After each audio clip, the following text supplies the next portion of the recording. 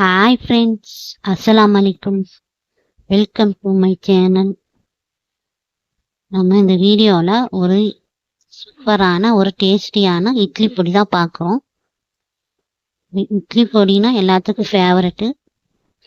சுட சுட இட்லி சுட்டு இந்த மாதிரி இட்லி பொடி போட்டு நல்லெண்ணெய் விட்டு சாப்பிட்டா சூப்பராக இருக்கும்.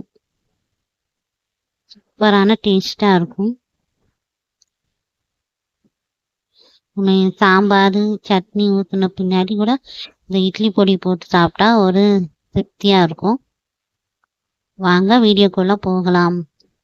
வீடியோ போகிறதுக்கு முன்னாடி லைக் பண்ணுங்கள், சப்ஸ்கிரைப் பண்ணுங்கள், கமெண்ட்ஸ் பண்ணுங்கள். உங்களுக்கு இது பிடிச்சிருந்தா ஷேர் பண்ணிக்கோங்க ஃப்ரெண்ட்ஸு கூட. நான் ஃபஸ்ட்டு உளுந்து எடுத்திருக்கேன், பொட்டுக்கடலை, காஞ்ச மிளகா, நான் பெருங்காயத்தூள் எடுத்துருக்கேன். நீங்கள் கட்டி பெருங்காயம் கூட சேர்த்துக்கலாம்.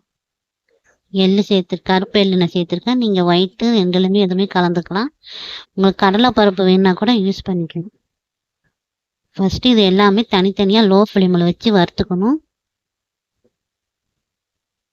எள்ளு லேசாக டபன்னு சவுண்டு கேட்கும். கடைசியில் எல்லாம் வறுத்த பின்னாடி அந்த சூட்டிலே இந்த உப்பை போட்டு வறுத்துடணும். எல்லாத்தையும் லோ ஃப்ளேமில் வச்சு கருக விடாமல் இந்த மாதிரி நல்லா வறுத்து ஆற வச்சுக்கோங்க. உப்பையும் வறுத்துக்கணும்.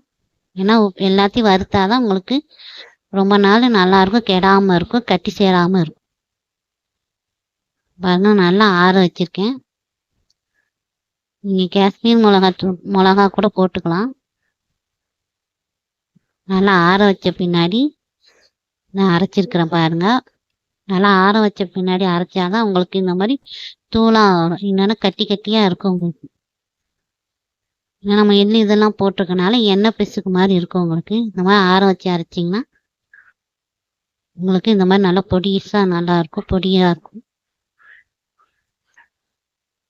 மிக்சியிலேருந்து எடுத்து ஆற வச்ச பின்னாடி நீங்கள் டப்பாவில் இந்த மாதிரி ஸ்டோர் பண்ணி வச்சுக்கலாம்.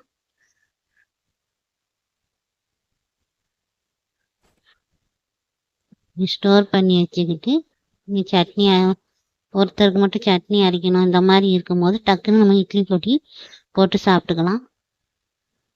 நல்லெண்ணெய், தேங்காய் எண்ணெய், நீங்கள் 2 எண்ணெய் எது வேணாலும் யூஸ் பண்ணி இட்லி சாப்பிட்டுக்கலாம். தோசைக்கும் நல்லாயிருக்கும். ட்ரை பண்ணி பாருங்கள் ஃப்ரெண்ட்ஸ். நல்லா சூப்பராக இருந்துச்சு இட்லி பொடி. ஓகே ஃப்ரெண்ட்ஸ், பாய்.